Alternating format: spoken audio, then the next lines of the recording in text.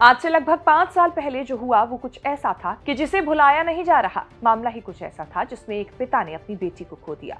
ये बेटी कोई और नहीं, दिवंगत एक्टर सुशांत सिंह राजपूत की मैनेजर दिशा सालियान थी, जिनकी मौत सुशांत सिंह की मौत से कुछ दिन पहले हुई थी। ये सारा समय बीते, लगभग 5 साल का समय बीत चुका है, लेकिन एक पिता अपनी बेटी को खोने के घाव को नहीं भर पाए हैं। इसीलिए पिता पहुंच गए बॉम्बे हाई कोर्ट में अर्जी लेकर कि बेटी की मौत की जांच फिर से की जाए। जांच के घेरे में लाने की कोशिश हो रही है महाराष्ट्र के सबसे बड़े राजनीतिक परिवार और महाराष्ट्र के पूर्व मुख्यमंत्री उद्धव ठाकरे के बेटे आदित्य ठाकरे को। इसीलिए चर्चित चेहरा के खास बने हैं आदित्य ठाकरे, जिनके नाम पर महाराष्ट्र की राजनीति एक बार फिर सुलग रही है। क्या है पूरी कहानी, बताएंगे चर्चित चेहरा के आज के इस खास एपिसोड में। नमस्कार, मैं हूं कीर्ति और आप देख रहे हैं न्यूज तक पर चर्चित चेहरा। महाराष्ट्र की राजनीति में ठाकरे परिवार का दबदबा करीब आधी सदी तक कायम रहा, लेकिन इस वक्त ठाकरे परिवार की राजनीति हिचकोले खा रही है। पहले पार्टी में टूट हुई और फिर सत्ता चली गई। आदित्य ठाकरे महाराष्ट्र की इसी परिवार के वारिस हैं, जिनकी सत्ता महाराष्ट्र में दशकों चली है।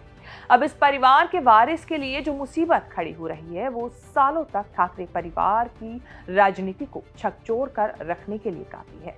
मामला ही कुछ ऐसा है जिसमें आरोप लगे हैं किसी की मौत से जुड़े होने के। जिसकी मौत के आरोप लग रहे हैं वो कोई और नहीं, एक्टर सुशांत सिंह राजपूत की मैनेजर दिशा सालियान है, जिनके पिता अब बॉम्बे हाई कोर्ट पहुंचे हैं। दिशा सालियान की 8 जून 2020 को मलाड में एक रिहायशी इमारत की 14वीं मंजिल से गिरने के बाद मौत हो गई थी। उस वक्त मुंबई पुलिस ने इस मामले को एक्सीडेंटल डेथ के तौर पर दर्ज किया था। दिशा के पिता ने भी जांच को संतोषजनक बताया था।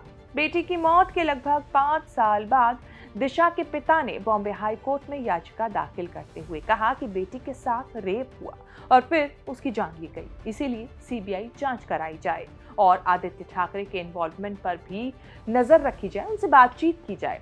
दिशा के पिता ने यह भी कहा कि उस वक्त उन्हें नजरबंद करके पुलिस के पेश सबूतों को सच मानने के लिए मजबूर किया गया था। याचिका में सूरज पंचोली, डीनो मोरिया और मुंबई पुलिस पर भी गंभीर आरोप लगाए गए हैं।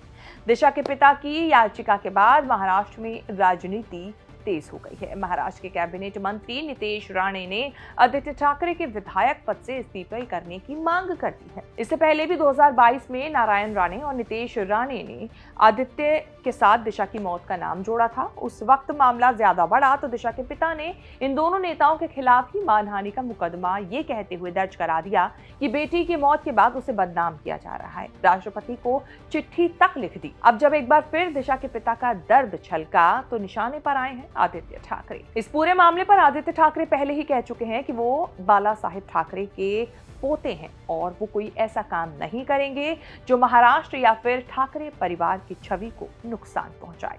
इस वक्त आदित्य ठाकरे पर जो इल्जाम लगाए जा रहे हैं कहा नहीं जा सकता सही है या गलत, लेकिन शिवसेना यूबीटी के नेताओं का कहना यही है कि दिशा की मौत एक दुर्घटना थी और औरंगजेब वाले मुद्दे को दबाने के लिए, उसे पल्ला झाड़ने के लिए महाराष्ट्र सरकार ये सब कर रही है। दिशा की मौत के 6 दिन बाद 14 जून को 2020 को सुशांत सिंह राजपूत भी अपने घर में मृत पाए गए थे। हालांकि दोनों की मौत का कोई कनेक्शन साबित हो नहीं पाया।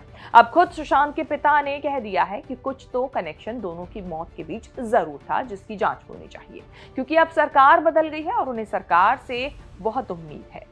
13 जून 1990 को ठाकरे परिवार में जन्मे आदित्य ठाकरे को राजनीति विरासत में मिली है। उन्होंने बाला साहेब की उंगली पकड़कर राजनीति और समाज सेवा सीखी।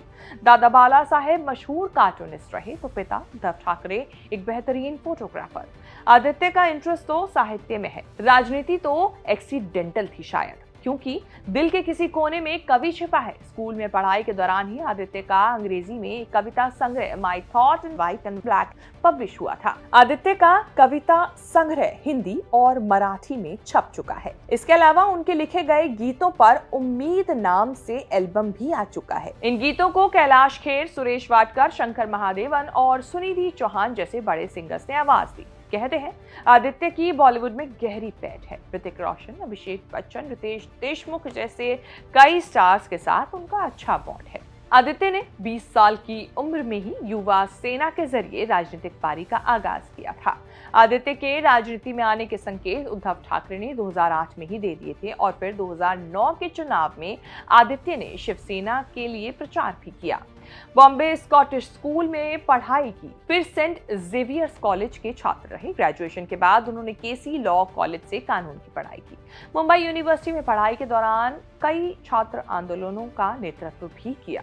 मुंबई विश्वविद्यालय के छात्र संघ चुनाव में युवा सेना की जीत का परचम भी कहते हैं उन्हीं के नेतृत्व में लहराया गया था।